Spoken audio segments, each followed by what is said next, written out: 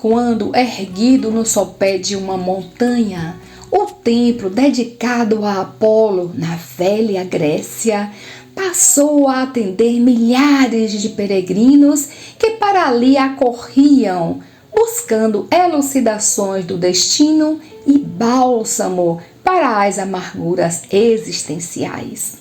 Pontificava à época mencionada uma jovem portadora de notável sensibilidade que se deixava manipular docilmente pelas forças do mais além, interpretando o pensamento dos numes tutelares, auxiliando com respostas lúcidas às incógnitas da vida.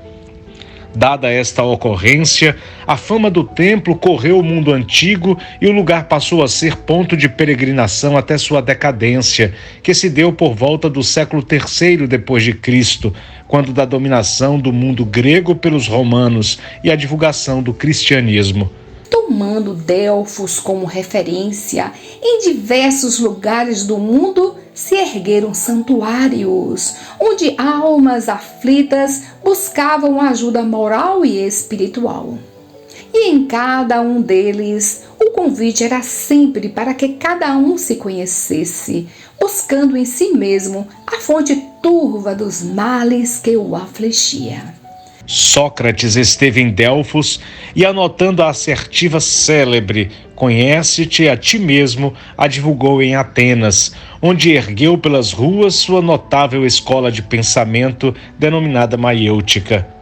2.500 anos depois, temos as estradas do mundo tomadas de caminhantes sedentos de orientação e ajuda. O GPS, abastecido por satélites artificiais em torno da Terra, define latitudes e longitudes corretas, mas não responde aos clamores da alma. Mapas mostram a estrada e identificam pousadas e postos de combustível para os milhares de veículos em trânsito. Mas em suas cabines estão motoristas e passageiros carregando pavorosas ilusões e medos constritores. Jamais se viu tamanha desorientação da criatura humana em derredor de suas razões para viver. Apesar de dispor de religiões e religiosos, os crentes de variados matizes jazem consumidos por dúvidas cruéis, interrogações acerca do destino e da dor, bem como assaltados por ocorrências desagradáveis, cujas causas não conseguem equacionar à luz de teologias petrificadas e divorciadas da realidade dinâmica da convivência.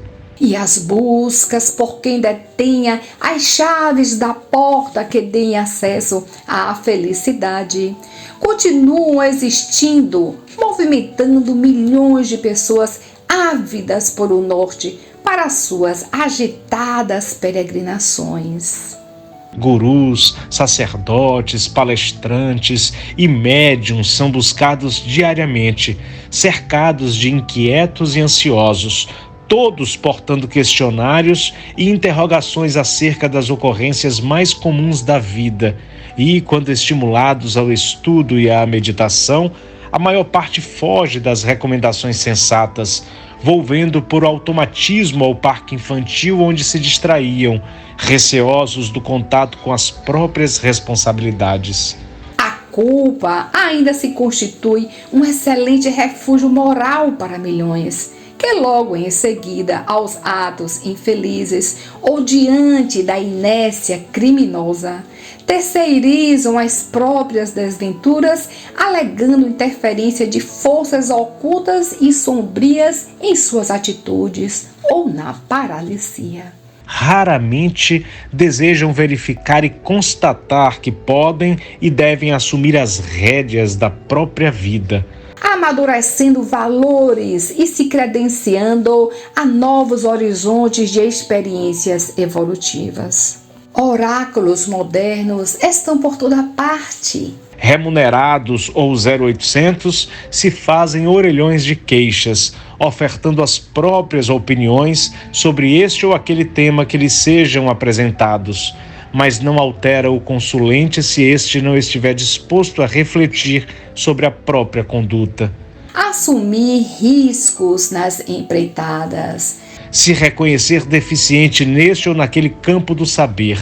Aceitar que outros estão produzindo muito mais, com muito menos recursos, tão somente porque são esforçados. Compreender que pode sempre contar com o auxílio de mais alto, mas terá que fazer sua parte. A divindade fornece o piano, mas o concerto corre por conta do músico.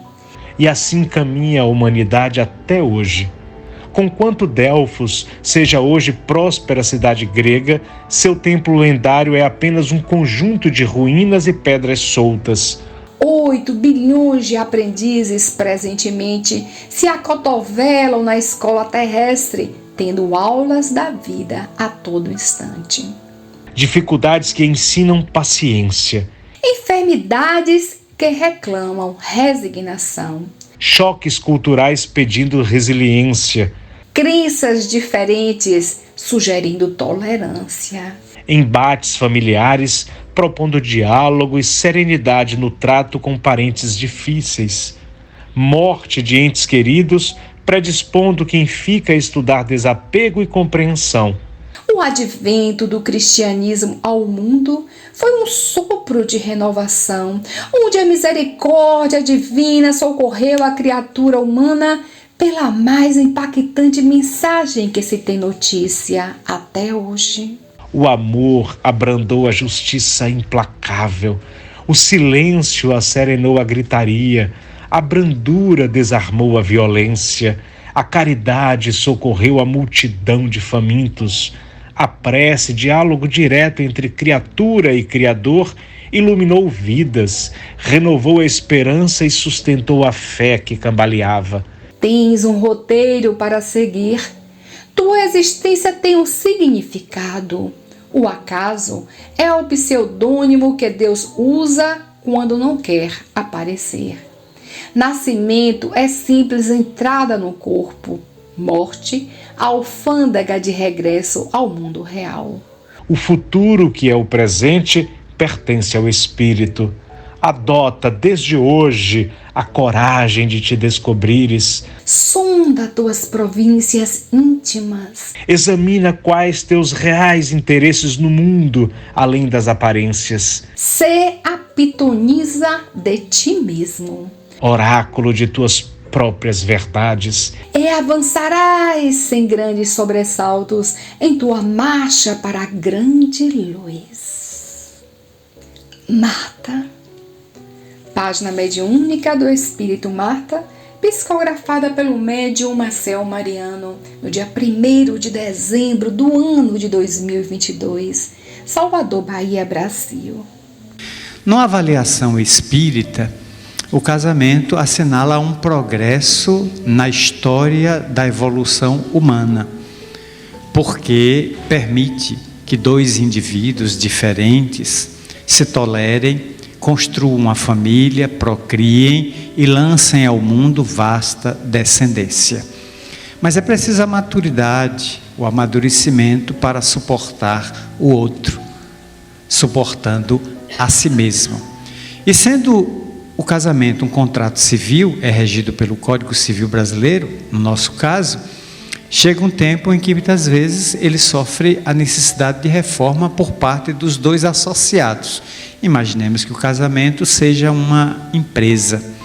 Eu sou um sócio cotista, chamo uma mulher para ser a outra cotista, vamos formar uma empresa chamada família? Vamos ter alguns sócios mirins, os filhos. O que é que se espera de uma empresa? Saúde e boa musculatura financeira. Ela tem que dar superávit. De repente a empresa começa a produzir déficit. Ela entra no vermelho, não consegue produzir valores. É o conflito dos dois que não amadureceram, muitas vezes não estabeleceram diálogos e ficaram apenas vinculados e reféns à ocitocina, o neurotransmissor do prazer sexual, que passa, como diz uma pesquisa da Universidade de Oxford, na Inglaterra. Toda paixão tem prazo para terminar, porque a paixão é movida pela ocitocina, e a ocitocina é produzida pela região límbico-hipotalâmica do cérebro durante 3 anos. Depois de 3 anos, o cérebro não aguenta mais produzir doses cavalares de ocitocina. Acaba a paixão. Portanto, se depois de 3 anos eu não desenvolver com a pessoa valores como amizade, cumplicidade, parceria, o casamento, como a vaca, tende a ir para o brejo. Ela não resiste aos embates, aos conflitos entre os dois. E aí os sócios mirins ficam à deriva, porque vê a empresa se autodestruir pelos próprios sócios cotistas. Estou usando aqui como uma imagem parabólica. Por isso mesmo, muitas vezes o divórcio se impõe no relacionamento, como diz Emmanuel, por necessidade de que os cônjuges que já não se entendem, não se amam e estão se odiando, não partam para as vias de fato.